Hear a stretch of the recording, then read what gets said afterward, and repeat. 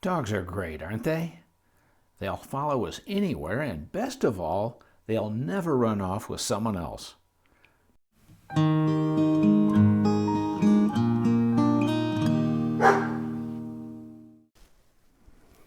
Hi, I'm Dr. Jeff Nickel. So what can you do if the dog who's stolen your heart damages your house while you're away often? You love this dog beyond words. How's this possible? Separation anxiety can be a lot more than frustrating. It can damage the bond that holds the two of you together. If you have a dog like this, you can feel desperate. You struggle with the daily angst of coming home to face, well, sometimes hundreds of dollars of damage. Your mind can go wild with why such a wonderful dog would run amok while you're away. Well, he doesn't dig holes in the carpet or tear through the sheetrock to spite you. He's actually hyper-attached.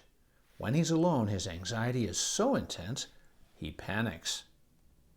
Chloe was 3 years old when I met her and her people, Dennis and Jody.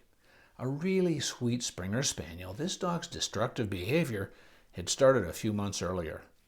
They'd had an older dog named Gus, who was Chloe's best friend. She followed him everywhere. But Gus, a big boy and a canine senior, became very sick and he passed on, dealing everybody in the family a tough blow.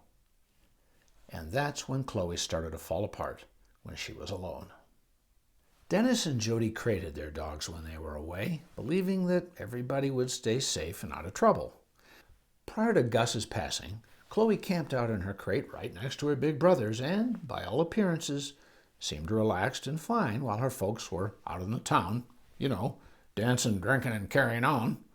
Actually, having gotten to know these senior citizens, I think they had quiet dinners and attended lectures.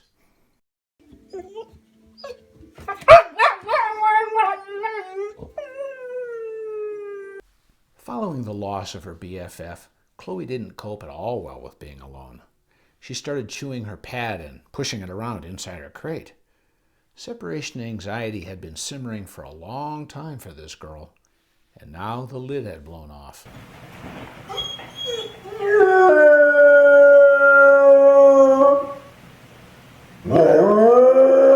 Some dogs howl and cry. Their people can hear them as they walk away from their door and as they return. These dogs are miserable. Even if they don't damage the house or hurt themselves trying to escape, they're really suffering. Looking back, it became clear that Chloe had been over-bonded to Gus. He was her constant companion, and after his passing, she transferred her hyper-attachment to her people. Alone and confined to her crate, she was now seriously distressed. I explained to Jody and Dennis that whether they adopted another dog or had Chloe continue as their only pet, I could only help if we got our arms around this girl's runaway anxiety.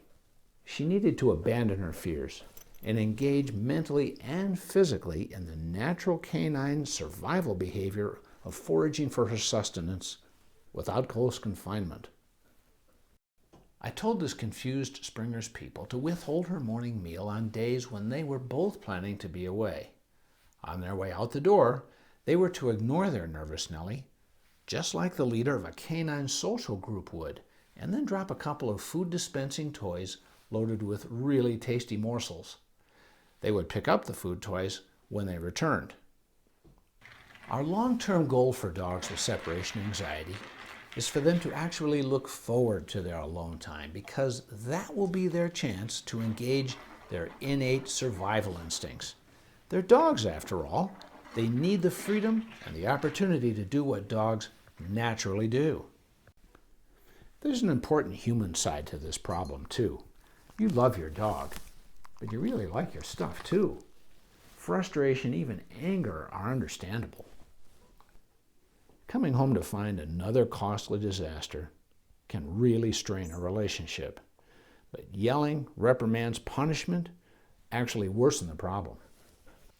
Chloe needed more space, not less. So I told her folks to lose the crate and to forget about building a dog run. Research-based behavior solutions would be the only path to everybody's sanity. It's essential to completely ignore when departing and returning home. Show no emotion, regardless of what you find when you get back. A simple kindness for any frightened pet is to not scare them all over again. The departure and return of the great leaders needs to be a non-event. The anxiety for these dogs is severe. It has to be taken seriously because it represents significant neurochemical imbalances in the brain. We have safe, well-researched, effective medications to help these dogs think clearly, and that way they can learn healthier alternative behaviors. Dogs without this advantage don't have a snowball's chance in that place where their people live as they arrive home to find another breakout attempt. For dogs racked with overwhelming panic, medications are essential to recovery. Reconcile is a chewable once-daily, veterinary-approved brand of fluoxetine. We have vast experience with it and have found it to be indispensable to the long-term improvement of many dogs. Others do well on Clomicalm. It too is a chewable anti-anxiety medication that improves well-being. So which choice is better? Every case is different. By dosing meds carefully and matching the right treatment to the individual, we can make success possible without sacrificing any of that active, loving personality.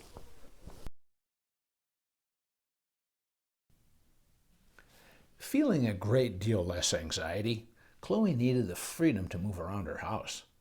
To find out how and what she would do, I told her folks to carry out their normal preparations to leave, aim a smartphone at their door, drop a loaded food toy on the floor, and then drive away. A 10 to 15 minute errand provided video evidence of a dog who checked the door a few times, but who also scrounged sustenance from her food dispensing toys. There are lots of different kinds of food toys. You'll need to purchase a bunch of them and be ready to donate the ones your dog doesn't use. Miss America likes this one. This is called the Twist and Treat from PetSafe. It's the one I prefer most. Actually, I prefer it for dogs. Like most humans, I eat from a plate. You can load it with canned food and then freeze it prior to longer absences. This hard-to-manage dog food popsicle can challenge a solitary dog's brain, her lips, her tongue, her teeth, paws, for a long time. And when she's finally done scraping loose every bit of food, she'll have expended a serious amount of energy. Chloe was good and pooped when her folks arrived home, and a tired dog is a happy dog. There's more. The calming pheromone from an adaptable diffuser plugged into an outlet near your dog's favorite spot will promote a more relaxed emotional state. Adaptil is safe and it won't interact with medications. Jody and Dennis also gifted Chloe with acoustically designed calming music called Through a Dog's Ear. In the end, Chloe improved nicely, but her separation anxiety may lurk below the surface. There won't ever be guaranteed success, but most dogs who get the thorough care they need do much better.